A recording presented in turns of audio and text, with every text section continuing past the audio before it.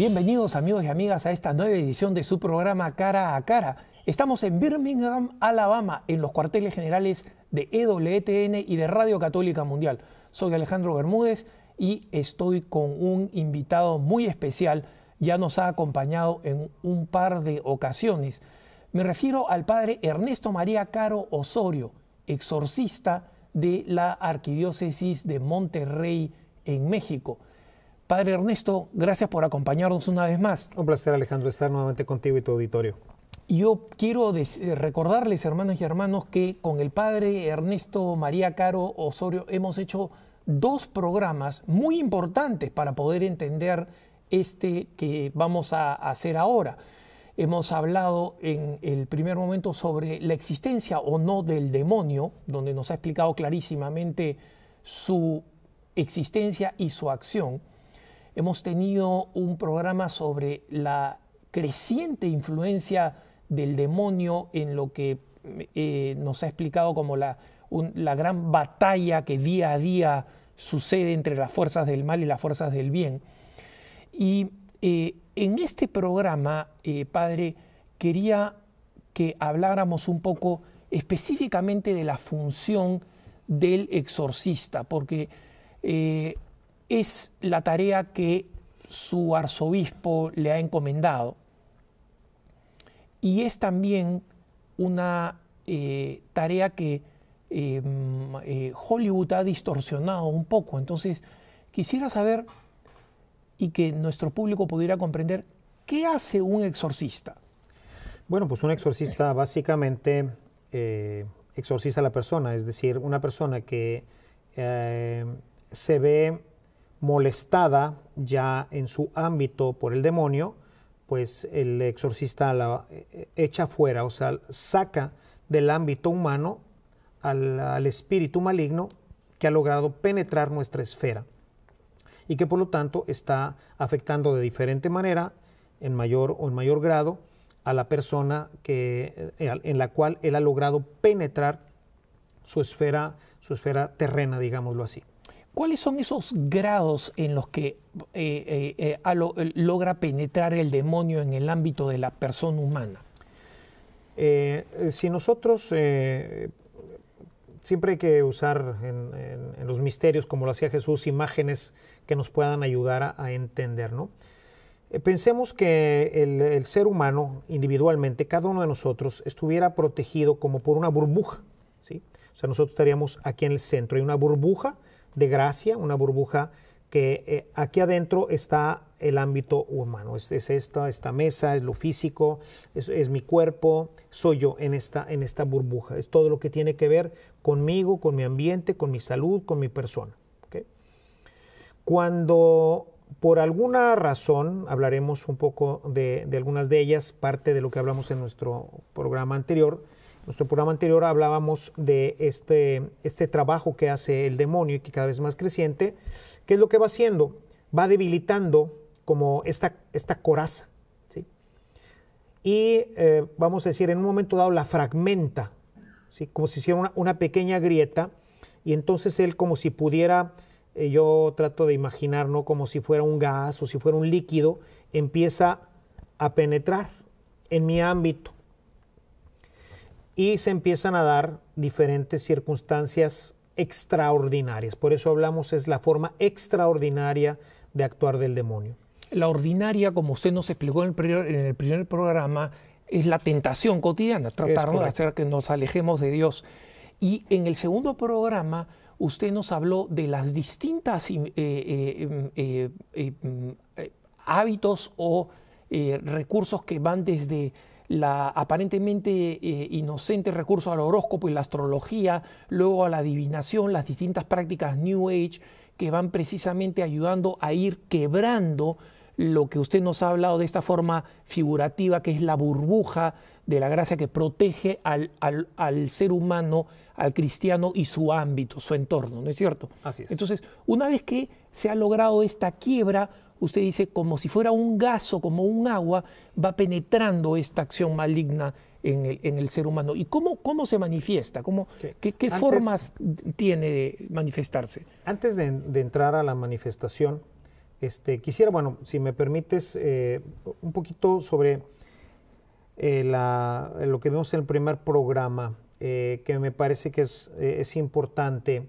Es un tema muy amplio y yo quisiera recomendarle a tu auditorio que vea o sea, cómo es la forma con la que logra el demonio llevarnos al infierno, separarnos completamente de Dios a través de la tentación.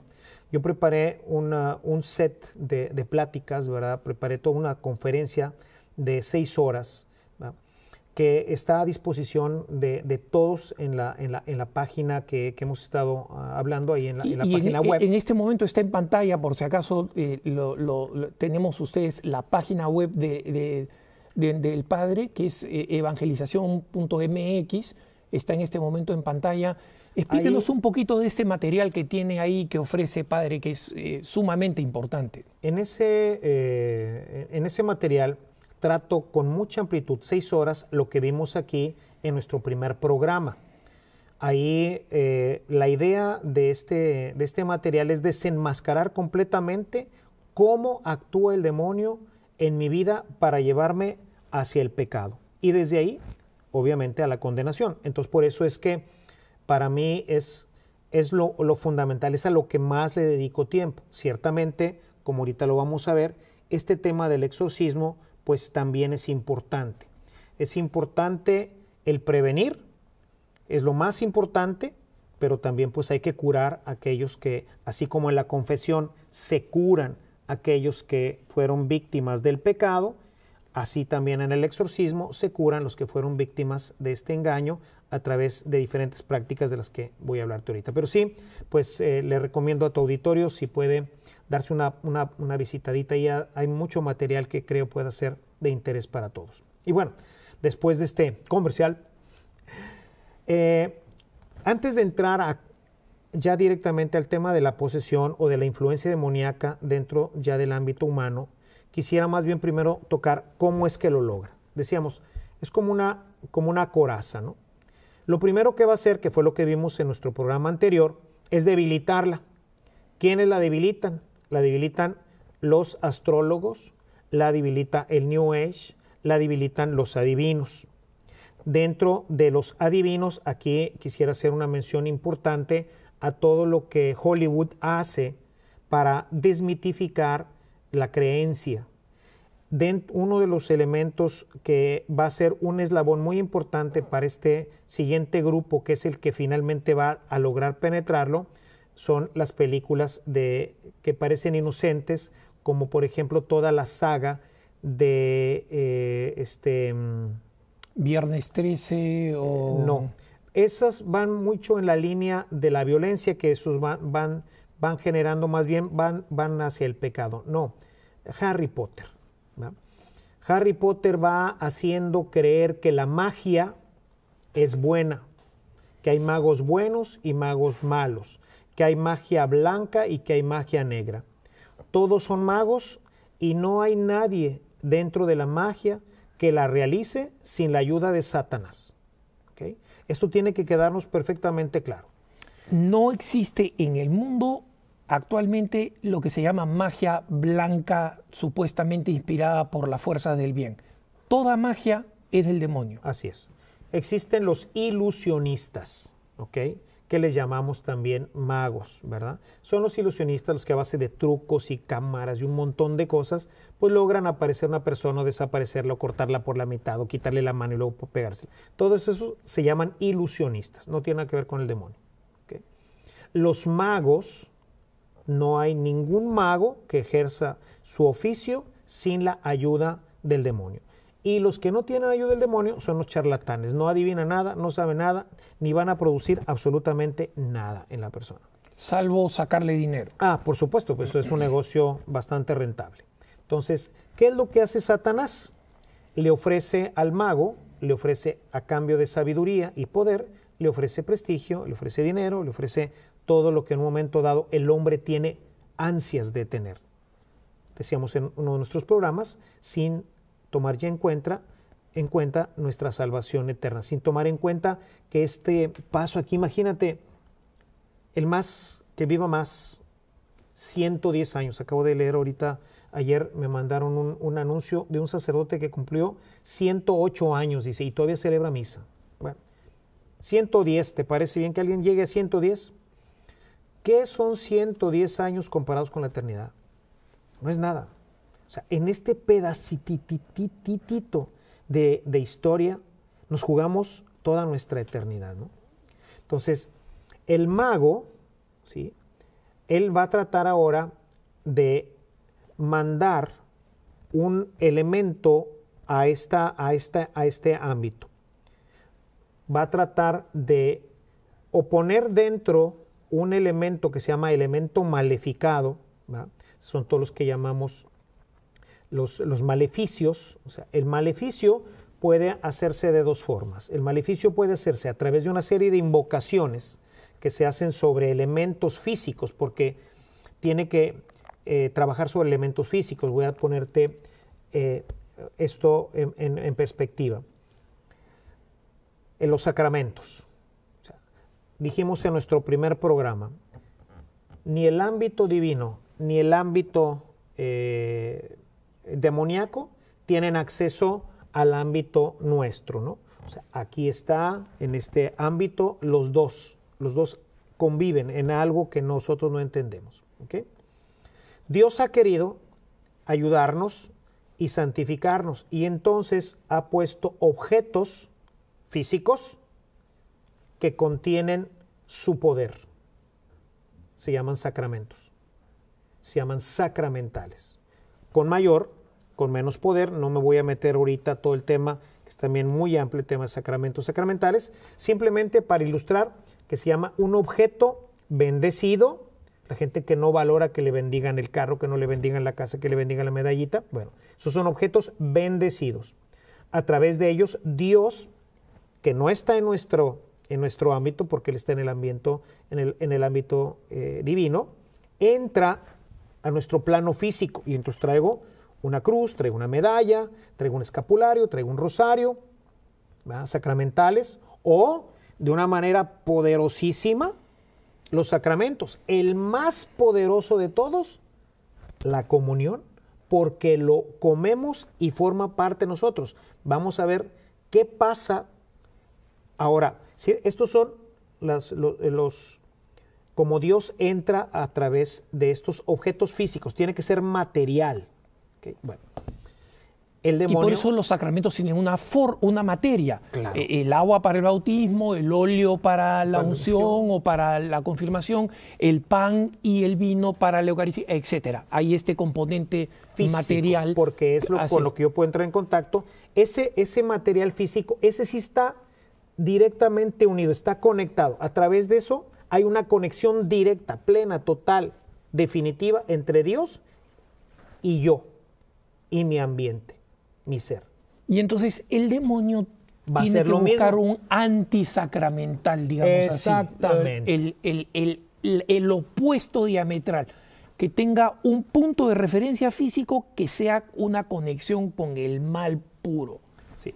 Él va a imitar exactamente lo que hace Dios, nada más que al contrario. Entonces, Dios usa a los sacerdotes para bendecir, usa a los sacerdotes para consagrar, usa a los sacerdotes para bautizar, usa a los sacerdotes como el instrumento designado por Él, con el poder que Él les da, para que se conecte el ámbito humano con el ámbito divino y así permanezca y tener todos los elementos que necesita el hombre para, como decíamos al principio, llegar a salvarse. ¿Okay? El demonio va a hacer exactamente lo contrario. Necesita una persona, le llamamos brujo o mago, ¿no? Excluyo un poco a los adivinos que decíamos tienen una función un poquito diferente. Va a buscar al mago, que lo va a usar como instrumento, como el medio para introducir en la vida del hombre un elemento maleficado. ¿Okay? Puede ser que este elemento maleficado lo introduzca en el ámbito de donde vive la persona, en donde va a tener muchísimo más poder. Imagínate un elemento maleficado que te comes. ¿No? Que muchas veces dentro del exorcismo, por eso las personas en el momento del exorcismo pueden vomitar clavos, pueden vomitar cordones, pueden vomitar pedazos de fotografía, pueden vomitar, bueno, no te digo más de cosas terribles que pueden ocurrir en el momento del exorcismo, de cosas que la persona se comió. Claro que no se comió un clavo, o un puño de clavos, o un cordón, no se lo comió, o un manojo de cabellos anudados con diferentes listones, diferente color, y adentro de eso un pedazo de excremento o algún otro tipo de cosas, un pedazo de hueso. Bueno, puedes ver muchísimas cosas que se comieron. O sea, el brujo le pide a la persona a la que se quiere dañar, generalmente esto tiene que ver con el maleficio, ¿verdad? Entonces, en el maleficio lo que hace el brujo es pedirle cosas físicas de la persona. Quiero que me traiga una fotografía, quiero que me traiga cabellos, quiero que me traiga ropa, en fin, cosas que piden los brujos. Esos elementos ahora los malefica, en vez de bendecirlos, ahora los malefica con el poder de Satanás, a base de conjuros, invocaciones y una serie de cosas. Y entonces, por ejemplo, los que se van a comer, ese producto ya maleficado, ¿verdad?, lo pone dentro de una serie de pociones, que puede ser chocolates o que puede ser cualquier cosa, o en elixir, todo lo que el elemento maleficado puede soltar ya en un elixir, y con una jeringa inyecta, por ejemplo, un chocolate. ¿No? Ese chocolate maleficado, la persona se lo come, quizás le sepa o no un poco raro, pero lo va a comer. A partir de ese momento, el demonio tiene ya injerencia directa. Generalmente un maleficio que es ingerido termina siempre en posesión. ¿Okay? Pero puede ser que no llegue hasta la posesión. O sea, entonces el mago o el brujo, ¿verdad?, hace malefica un objeto material, lo malefica y le pide a la persona que lo acerque lo más que pueda. Lo ponen en las casas, lo ponen en los jardines, lo entierran, de tal manera que desde ahí, ya en mi ámbito, esto empiece, como decíamos, como si fuera el humo, ¿verdad?, a exhalar. No podría entrar a menos de que esté fracturada. ¿Cómo se fractura? Se fractura a través de, primero, adelgazar la capa, ¿sí?, y después un golpe, ¿verdad?, una falla de fe, una situación con un hijo que no sana, una situación económica, puede fracturar mi fe y hacérsele una fisura, ¿no? Le acercan el efecto maleficado y entonces empieza a entrar. Que esté fracturada. O sea, hay mucha gente que vive, según yo, con fracturas en su ámbito. Claro, alejados de la vida de gracia, en estado de pecado, ¿sí?, no confiando en Dios, lejos. uno está... Son un candidato perfecto para un maleficio. ¿Okay? Entonces, una persona, por venganza, por egoísmo o por cualquier situación, quiere vengarse de mí, va con un brujo y este brujo me hace un maleficio. Y entonces el maleficio empieza a obrar en mi vida. ¿Cómo sé que puedo estar siendo víctima de un maleficio? Hay algunas, o sea, ciertamente aquí se necesita un poco de experiencia del exorcista o del sacerdote, porque yo les digo a mis hermanos sacerdotes que hay que conocer esto y no tomarlo a la ligera. Quizás uno como sacerdote o el sacerdote en general, pues no quiera entrar mucho en este tema, ¿no? Sin embargo, hay que conocer porque la gente llega buscando un sacerdote, ¿no? Entonces, llega y, pues, ¿qué le pasa? No, pues es que tengo ya 6 meses de que a las 3 de la tarde, siempre a las 3 de la tarde, me empieza un dolor de cabeza intensísimo y me dura a las 6 y a las 6 se me quita. Y me puedo tomar, ya me hicieron TAC, ya me hicieron todos los estudios y dicen, pues no, señor, usted no, la verdad no tiene nada, no sé por qué le duela tanto la cabeza, ¿no? Entonces, uno de los elementos es enfermedades sin explicación. Entonces, El primer momento de discernimiento es decir, bueno, y ya se hizo todos estos estudios, ¿qué dicen los médicos? No encuentran una respuesta. Muy bien. Entonces puede ser que ahí haya un problema de maleficio. Un segundo elemento que consideramos es, bueno, ¿y usted tiene algún enemigo? ¿Cuándo empezó a padecer ese dolor de cabeza tan intenso? No, pues fíjese que yo trabajaba en una empresa y era el encargado de personal y pues vino la crisis, tuve que despedir a algunas gentes. Y ahorita que me está diciendo, padre, pues me acuerdo de una persona que me dijo, pero se va a acordar de mí. Y fíjese que al poco tiempo me empezó a dar este dolor de cabeza. Entonces, generalmente está asociado con alguna situación que pudiera ser de venganza, un muchacho que termina con la novia, un muchacho que no acepta a la novia, en fin, una serie de cosas que pueden en un momento dado estar ligadas a un maleficio.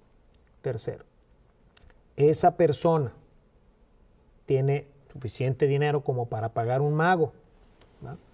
Como para hacer esto.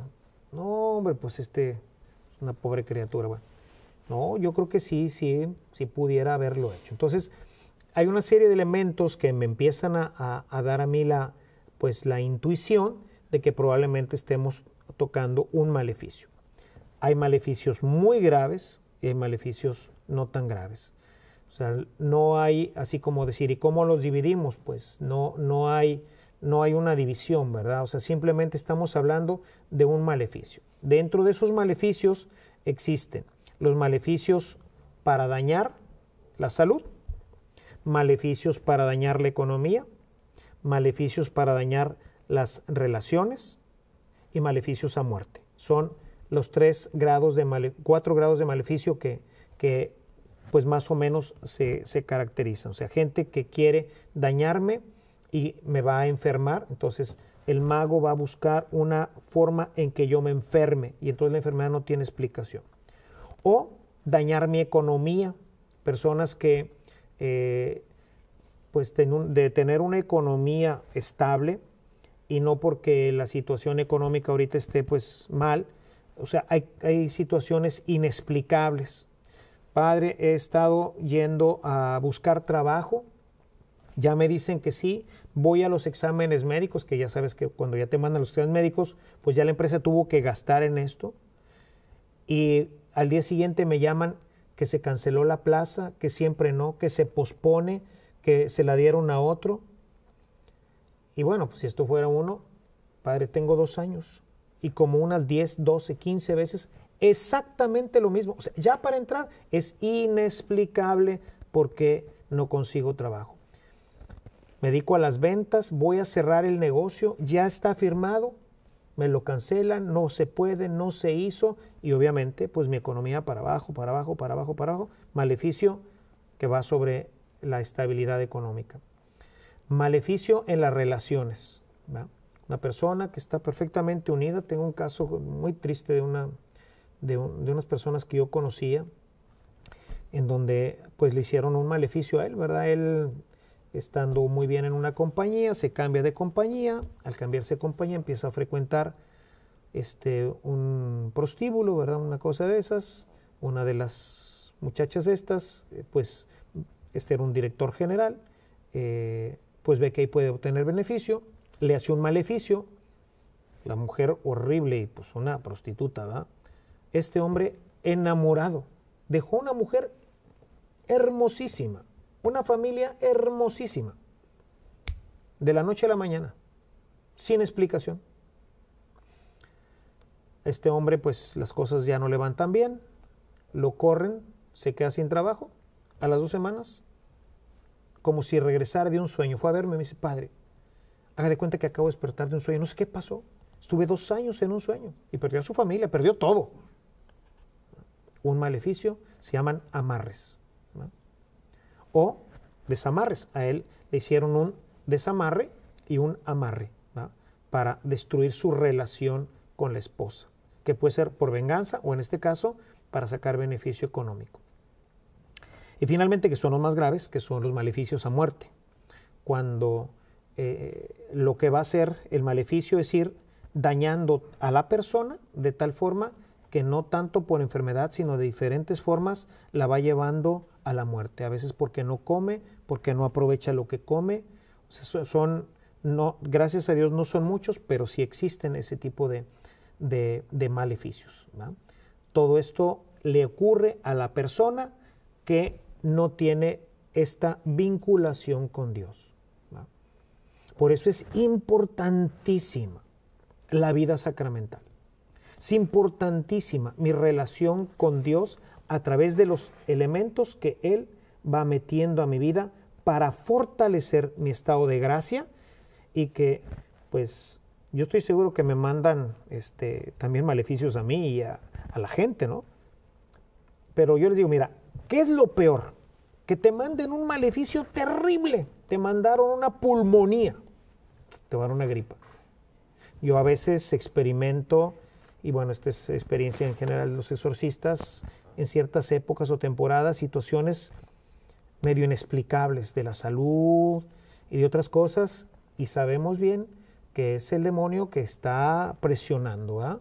Entonces, por eso el exorcista tiene que ser nombrado por el obispo, ¿verdad? Hoy todo mundo de repente anda viendo, sobre todo en algunos movimientos, muy característico del movimiento de renovación, el andar expulsando demonios, ¿verdad? Yo en el nombre de Dios te... Calmado, ¿tú quién eres? Te va a decir un día el demonio. ¿Sí? Solamente el exorcista puede usar la forma que se llama imperativa.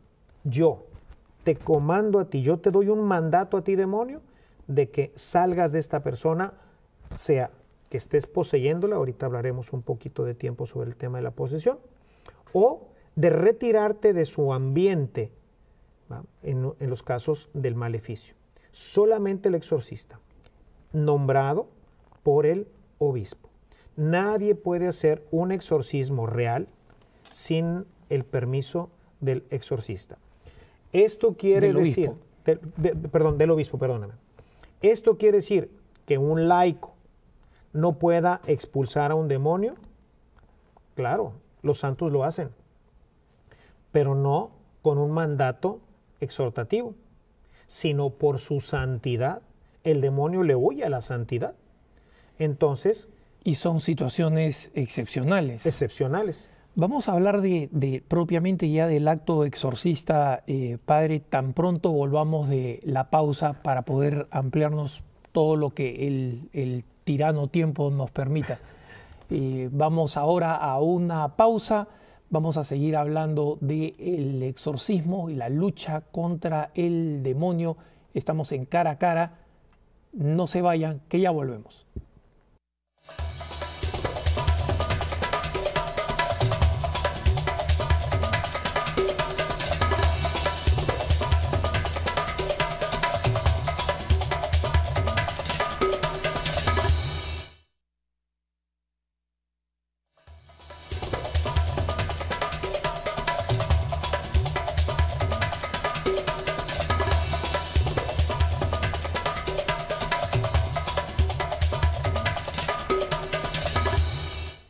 Estamos de vuelta en este programa Cara a Cara dedicado específicamente al tema del exorcismo.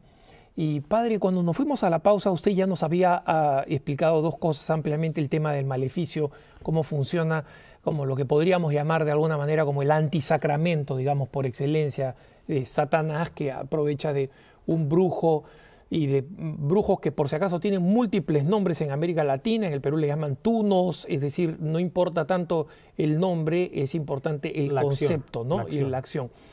Y nos hablaba también de tener mucho cuidado de comprender por qué el exorcista recibía la autoridad episcopal, que es del sucesor de los apóstoles, y que no cualquier laico puede exorcizar o expulsar demonios, que esa era y ha sido potestad de los santos, pero específicamente por su santidad. Y una de las características de los santos era precisamente la humildad y no la creencia de que de alguna manera había recibido una gracia especial que le permite ir sacando demonios como si fuera cambiarse de calcetines, ¿no? Claro. Que hay que tener muchísimo cuidado con eso. ¿podría ahora explicarnos un poco más ya del trabajo específico del el exorcista? Bueno, ya ahí en el trabajo principal es el discernimiento. Uno de los trabajos más complicados pues es lograr discernir si efectivamente una persona está o no está siendo afectada por el demonio, y si está siendo afectada, en qué forma está siendo afectada. Uno de los gravísimos errores que se pueden tener, y esto a propósito de lo que ahorita decías y que veníamos comentando, de hacerle creer a la gente que tiene un demonio. Porque, como les digo yo, el peor demonio es el que no existe, porque ese no lo puedo sacar. Si tú te llegas a convencer, o alguien te llega a convencer de que tú tienes un demonio porque fuiste a visitar un brujo, fuiste a visitar un mago, empezaste a tener ciertos problemas de digestión o de esto o el otro, lo que fuera, y entonces alguien te dijo, no, mira, ve allá con doña Panchita, don Panchito, que mire que le va a decir, y entonces te dieron y te dijeron, no, ¿sabe qué? Usted tiene un problema gravísimo, gravísimo, yo creo que alguien le hizo un maleficio y necesita usted un exorcismo, ¿eh? Y entonces llega conmigo y entonces empiezo a investigar y le digo, oiga, pero no, es que yo creo que esto no requiere un exorcismo, basta con que pues se reactive su vida de gracia, porque la mayoría de las veces el demonio puede entrar a trabajar y puede producir muchos de estos síntomas porque no tenemos una vida de gracia activa. Entonces lo primero que hago es pues empiece una vida intensa de oración, una vida intensa de sacramentos, y vamos a ver qué pasa. Entonces, es un proceso. Ahorita te explico qué hago yo y cómo voy desarrollando esto, que es práctica más o menos de la mayoría de los exorcistas. Y simplemente le comento que una de las cosas que escribe el padre Amorth es decir que usualmente las personas que vienen a decir, padre, exorcíceme porque yo tengo un demonio, la enorme mayoría no lo tiene. Es correcto. Y que justamente el demonio lo último que hace es tratar de exponerse de esa forma. Son mucho más los casos frecuentes de posesiones, decía el padre Amorth, y supongo que usted podrá corroborar o compartir su propia experiencia, de las personas que dicen, mire padre, yo vengo porque mis familiares dicen que vengan, porque me ven cosas raras, pero normalmente, justamente como nos ha explicado usted ya en los programas anteriores, como hay que buscarlos en YouTube, los dos programas anteriores que hemos tenido con el padre, el demonio ha sido figurado con la serpiente porque justamente actúa de esa manera oculta, sutil, que es mucho más característica del mal, ¿no? Claro. Sí, si aquí tenemos en cuenta todo lo que ya hemos dicho en este programa y en los anteriores, la gente se presenta con la sospecha que puede ser, como tú dices, porque un familiar le dijo, porque tiene alguna conducta extraña, porque tiene algún mal que aparentemente no se ha curado, una enfermedad que no se ha curado, una situación económica que no se resuelve, una situación de distanciamiento de los esposos que no obedece a una situación que pudiéramos al menos definir con claridad. Y entonces se presenta la persona con ciertos síntomas, voy a llamarlo de esta forma, ¿no? Ciertos síntomas. Entonces, ¿qué es lo que ordinariamente procede? Bueno, vamos a hacer primero un historial. Entonces, desde cuándo empezó, cómo se manifiesta, cuál es la frecuencia, tratar de tener lo más claro que pueda toda la problemática que está viviendo esta persona.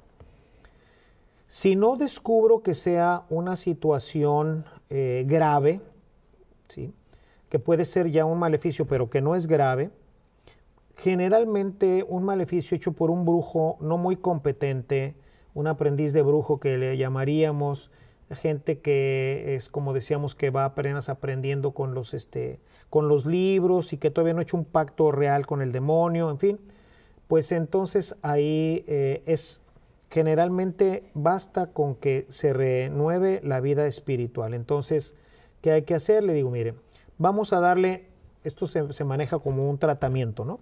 Entonces, mire, vamos a esperarnos un mes, pero quiero que durante este mes, como estamos presumiendo, al menos así usted me lo hace conocer, que está siendo afectado, está siendo perturbado por el demonio, entonces mire, necesito que todos los días rece el Santo Rosario. Que al menos una vez de estas veces lo haga con un cirio bendito encendido mientras lo reza. Quiero que se confiese cada semana. Quiero que comulgue todos los días. Le pregunto si puede, qué tan factible es que pudiera comulgar todos los días. Si no, pues lo más que pueda. Lo más frecuente que pueda.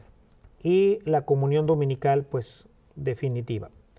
15 minutos de lectura de la Sagrada Escritura y buscar en todo lo que pueda responder con generosidad a hacer la caridad, ¿no? Ese es el tratamiento inicial. Y Padre, eso lo va a hacer... Discúlpeme que le interrumpa. Esto que usted dice como tratamiento inicial, ¿podríamos llamarlo también preventivo? Claro, por supuesto. Es lo que cuando le digo esto es lo que tiene que hacer, pues eso es lo que todos los cristianos tendríamos que hacer siempre, ¿verdad? Pero bueno, se los propongo porque es gente que no hace nada. O sea, claro, porque lo primero que le digo es, oiga, ¿ya se confesó? ¿Hace cuánto que no se confiesa? ¿Hace cuánto que no viene a misa? ¿Cuánto tiempo le dedica a la oración? Primero trato de ubicarlo en su realidad espiritual.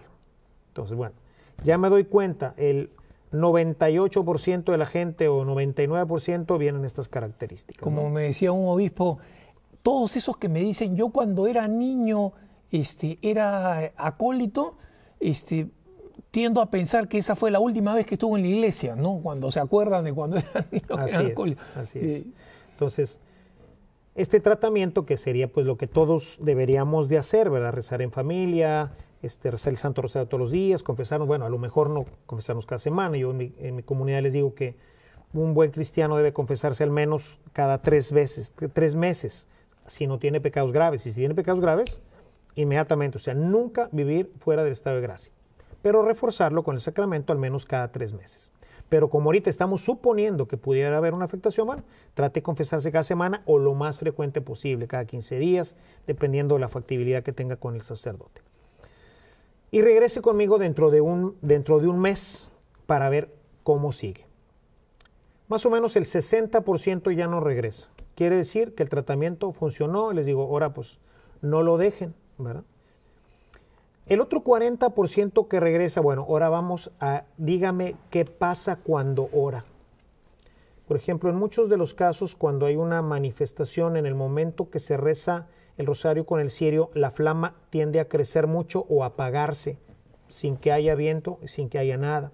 Empiezan a aparecer ahora lo que llamamos los efectos extraordinarios o sobrenaturales, sin explicación, que crezca la llama, que se apague la llama. Los trastornos no han disminuido, al contrario, han aumentado. El demonio, cuando yo lo someto ahora y le acerco la vida de la gracia, el demonio se resiste. ¿Y cómo lo va a hacer? Va a tratar de acobardar a la persona para que no siga con el tratamiento. Le duele más, le provoca más náuseas, en fin. Todo este tipo de cosas se las incrementa para que él desista de seguir viniéndome a ver. Porque se da cuenta que cuando no me viene a ver, que cuando no reza, que cuando no hace, los síntomas tienden a disminuir y a estar como estaban antes. Entonces dice, no, pues desde que estoy yendo con el padrecito, pues ahora las cosas están peor. Les digo, cuando vienen conmigo por primera vez, les digo, es posible que la situación se ponga más difícil. Si se pusiera tan difícil que no pudiera esperar un mes, venga a verme antes, ¿no? Entonces, bueno, dependiendo de eso, es como ya vamos viendo hasta dónde está la afectación. Una vez que ya me doy cuenta que efectivamente sí requiere de algo más que la vida espiritual, entonces procedemos a hacerle una oración de liberación simple, que generalmente se la pido hacer a un grupo de laicos que he preparado. Y le llamamos también oración de liberación simple o oración de discernimiento, para ver si al exponerlo ya a una oración de liberación, que no es un exorcismo, porque no es una oración imperativa, sino es una oración invocativa, en donde invocamos a Dios y decimos, Señor, ven y libéralo, ven y ayúdalo, haz tú, yo no, porque no tengo poder. ¿Okay? Y vemos cómo reacciona, vemos qué pasa durante la oración de discernimiento. Si durante la oración de discernimiento empieza a haber ya una manifestación demoníaca, se suspende inmediatamente la oración y entonces ya me lo pasan para un exorcismo. Esa persona requiere de un exorcismo. Sí, hay algunas pequeñas reacciones, pero tienden a disminuir mientras va pasando la oración. Generalmente lo único que se va a necesitar es ahora un tratamiento de oración de liberación. Y entonces la persona puede venir 4, 5, 6, 7 veces a una, permítame así decirlo, una terapia de oración. Al mismo tiempo, mientras está viniendo, le vamos a dar un curso de evangelización formal, de tal manera que no solamente reactive su vida espiritual, sino que entre en un proceso de conversión, él y su familia. Yo les digo, si tu familia no va a cooperar, va a estar bien difícil que lo logremos. Esto es un combate, es una guerra. Y desafortunadamente, para ti, pues el enemigo está ahí en tu terreno. Entonces, echarlo fuera no puede ser una cuestión no tan sencilla o no tan fácil. Entonces, toda la familia, les digo, convenzan familiares, amigos, etcétera, porque uno, al menos lo que decimos los exorcistas, es que uno de los objetivos o una de las situaciones por las que Dios permite esto es para llevar a la conversión a la persona y a todo su ámbito. Su entorno, ¿verdad? Claro. Entonces, cuando uno ve, decíamos del primer programa, ¿no? ¿Existe o no existe? ¿No? Cuando la gente ve esto, dice, no, sí existe, ¿verdad? Sí existe. O sea, esto es increíble. Lo que estoy viendo y lo que estoy viviendo es increíble. Y toda la gente que está en su entorno, pues termina creyendo que existe el demonio. Y si existe el demonio, quiere decir que lo que dice la Sagrada Escritura es verdad. Entonces, bueno, por ahí va un camino de salvación, un camino de restauración, un camino de sanidad interior que se hace. Los casos difíciles, entonces esos ya entran ahora sí a un proceso de exorcismo.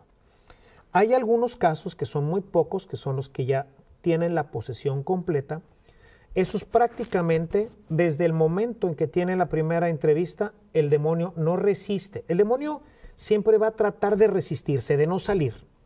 De hecho, sabemos si es un demonio, te recordarás, hablábamos de jerarquías de demonios. Claro, como hay jerarquías angélicas, también hay de demonios, no todos tienen los mismos poderes ni la misma fuerza. Es correcto. Entonces, cuando el demonio luego sale al escampado, es un demonito, es un demonio que no tiene mucho poder, es de baja jerarquía.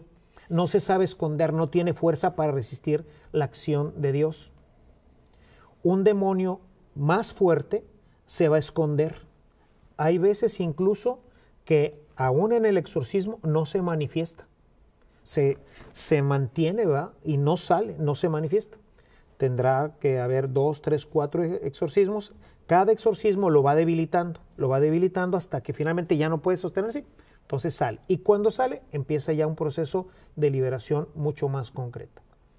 Estos procesos pueden durar años, ¿verdad? Dependiendo de diferentes cosas. Uno es la causa, otro es la cooperación de la persona, otro es el poder que tenga el demonio, la cantidad de demonios que puedan haber sido capaces de entrar en la persona. O sea, sí es verdad que una persona que puede ser poseída por más de un demonio. Es correcto. Recordemos que no tienen espacialidad, son espíritus. Entonces pueden estar en una persona muchos demonios, ¿verdad? Realmente se habla de que 7, algunos dicen, no, es que eran 5, 8. La verdad es que no sabemos, porque una de las características principales del demonio, sobre todo en el exorcismo, es que es muy mentiroso. Uno le pregunta una cosa y responde cualquier cosa. Tratamos de constreñirlo a decir la verdad en el nombre del Señor. Creemos que muchas veces lo dice, pero muchas veces falsea la información. Entonces, pero de lo que sí es un hecho es que dice, somos muchos, ¿verdad? Muchos pueden ser 3, 2, 1, 5, 10, no sabemos. Aquí primero van saliendo los más débiles, ¿verdad? Los que no tienen fuerza, van saliendo y al final pues solamente queda el más poderoso, ¿verdad? El capitán de esos demonios que fue invitándolos a entrar en esa persona y es al último al que se le exorciza, es el último demonio a exorcizar. Padre, cuando se hablan de manifestaciones físicas que son contrarias a la naturaleza humana, si digamos el demonio está tratando de ocultarse y está tratando de hacer creer al exorcista que no está, de tal manera que convenza al exorcista de dejar de agredirlo a través de la gracia infinita de la misericordia de Dios y del poder de Dios y del Señor. ¿Por qué se producen, si es que efectivamente se producen, este tipo de gestos antinaturales, contranaturales, si es que efectivamente evidencian precisamente la acción del demonio y convencen más al exorcista, supongo yo, de la necesidad de convocar el poder infinito de nuestro Señor Jesucristo sobre la persona? La mayoría de las veces buscan destruirlo, buscan destruir. De hecho, hay veces que hay que detener el exorcismo porque se pone muy mal físicamente la persona. Entre los efectos, por ejemplo, que produce un desmembramiento de la mandíbula y de todos los músculos faciales se distorsionan, por eso adquieren formas aberrantes, ¿verdad? Que decimos demoníacas, ¿verdad? Se contorsionan completamente, hacer cosas que la persona pues no podría hacer, ¿verdad? Como doblarse hacia atrás completamente, serpentean como si fuera realmente entre las sillas, ¿verdad? Pueden ir pasando como si fuera una serpiente. En algunas ocasiones levitan, o sea, serpentean sin tocar el piso, o en el momento del exorcismo, generalmente, por ejemplo, en mi caso, pongo una silla al centro del salón, está el equipo que me asiste, generalmente con algunos varones que me ayudan, porque en un momento dado, para ayudar a la persona a mantenerse serena, ¿verdad? Contenerla físicamente en algunos casos, ¿no?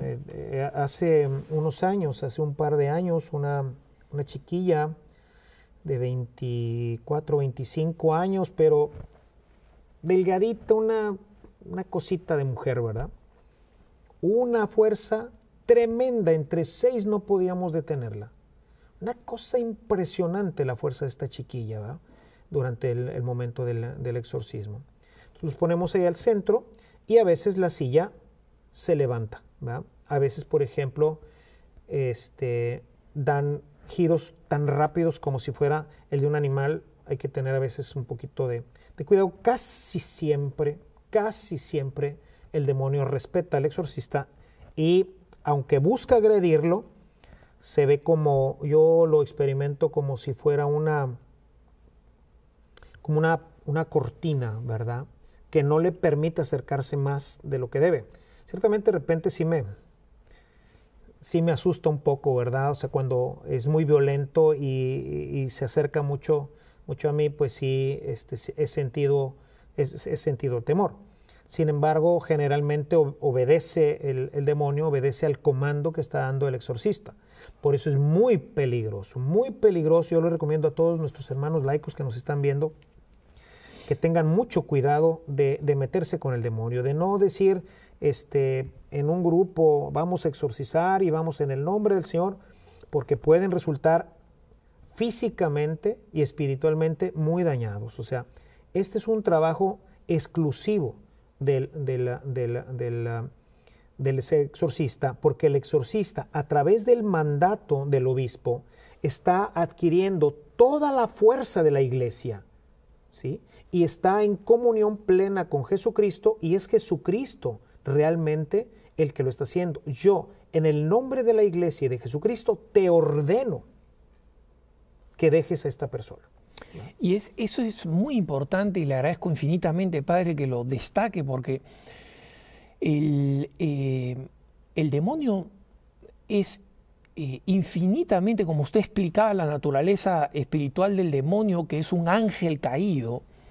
El poder del demonio más pequeño es mayor que el del hombre más fuerte, ¿no? Porque lo supera en grado de naturaleza, ¿no?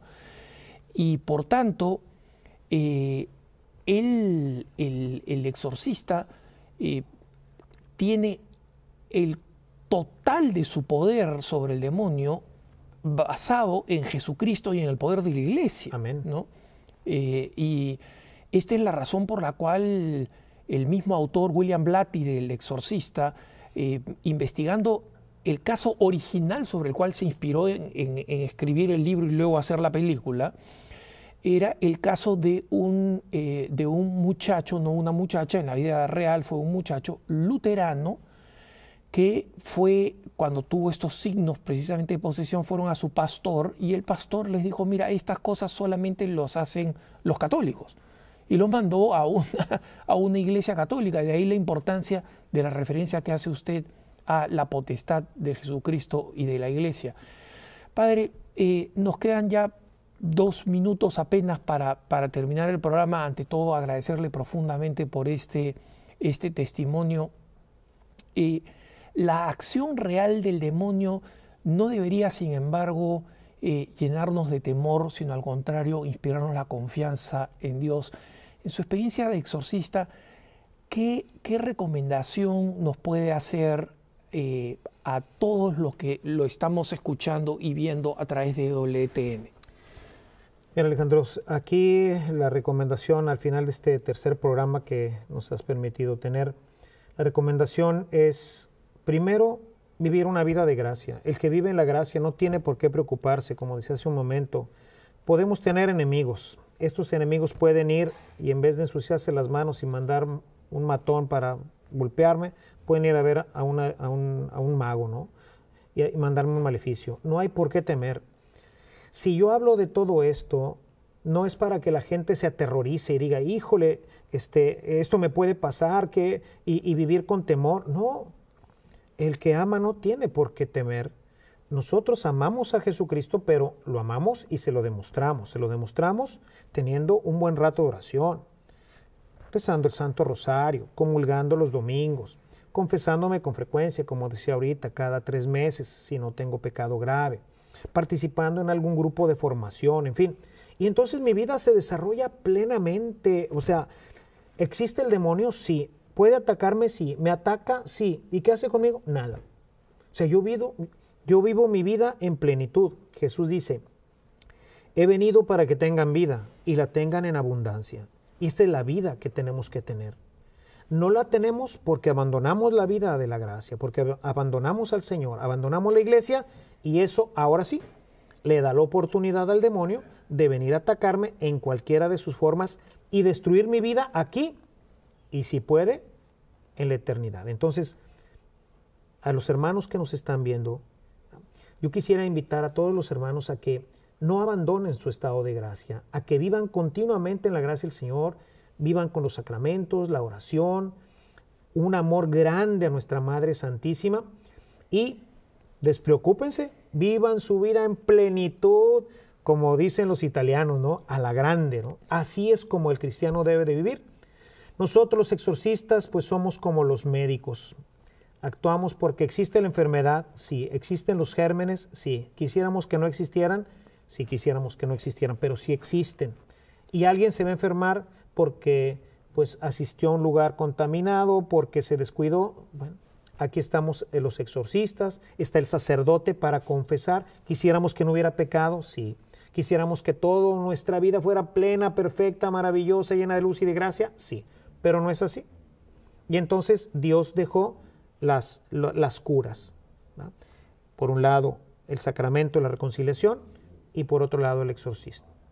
Para prevenirlas está la oración, la Eucaristía, culto a la Santísima Virgen María, conocimiento profundo de la Sagrada Escritura, participación plena en la iglesia y olvídate, posibilidad de enfermarte, pues sí, como pues de gripe, yo creo que todos nos enfermamos, ¿no? O sea, yo creo que todos tarde o temprano tendremos que ir al sacramento de la confesión porque pues ya me enojé con mi mamá y le dije no sé qué y hoy pues venía de malas. Sí, bueno, ese tipo de enfermedades yo creo que no las vamos a poder quitar de encima. Pero de esa, un cáncer, ¿verdad? Padre, muchísimas gracias. Quiero todos animarlos a ir a la página web que hemos estado mostrando, donde el Padre tiene muchísimos más elementos y recursos que en su ministerio generosamente ha puesto al alcance de todos los fieles. Y animen a muchos amigos y hermanos a que vean los 3 programas, este es el tercero que hemos completado, con el Padre. Padre, que Dios lo bendiga. Muchísimas gracias. No, muchísimas gracias a ti, Alejandro. Nos encomendamos a sus oraciones y las comprometemos en las nuestras también. Muchísimas gracias. Gracias por habernos acompañado una vez más en este programa Cara a Cara.